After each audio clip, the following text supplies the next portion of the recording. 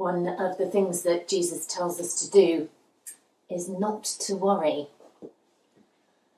It's one of his commandments that I actually find really difficult. I try, but worries follow me. They spring up unbidden from all kinds of places.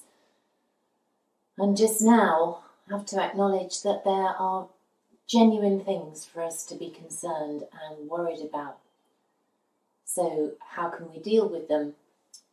We can offer them up in prayer, or we can try and sort of put them into categories of things we are responsible for and things that we can deal with. But the important thing is not to let them really overwhelm us. Children worry too, and sometimes they feel responsible for things that they really shouldn't feel responsible. This lovely children's book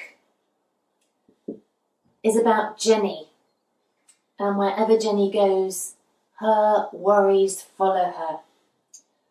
And slowly but surely she gathers together a huge bag full of worries.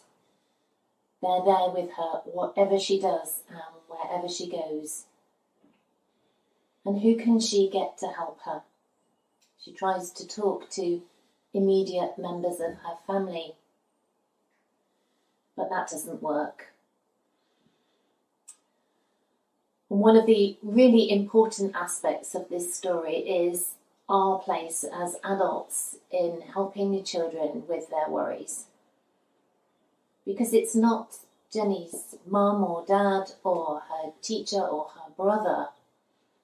It's her next door neighbour who notices a change in her behaviour, a change in her body language, and helps her to sort out her worries and to look at those that are other people's responsibilities and where they lie. So I've been telling this story with children for a long time now, and actually have made a bag of worries. You can see these worries are made from those shower puff things, and from felt and from pipe cleaners. And they're just there to enable children to play through the story and think about their own worries for themselves. And so there are lots of different colours in here.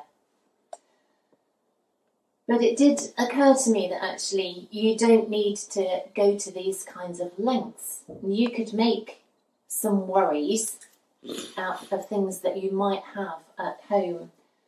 Scrunching up tissue paper makes a good worry.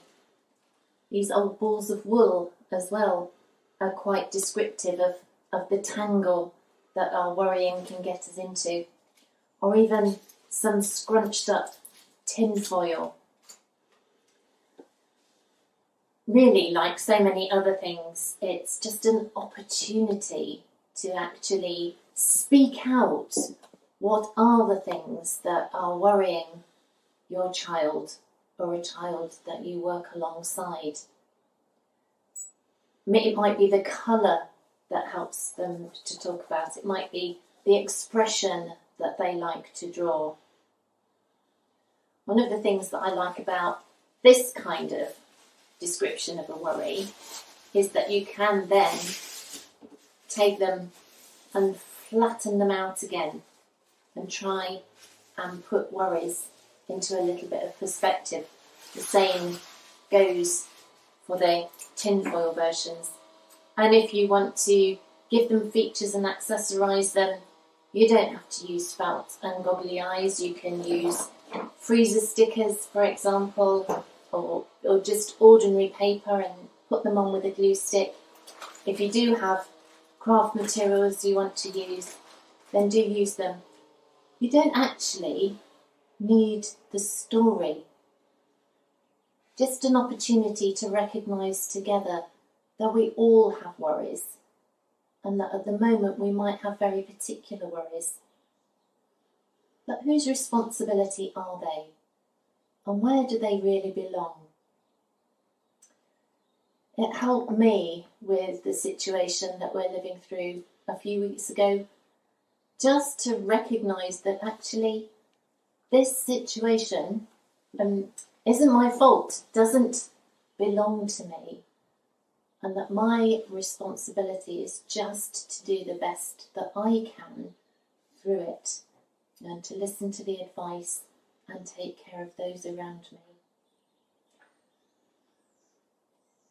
I hope you actually enjoy this if you do make some worries, and that it does help you as households to live together well through this time.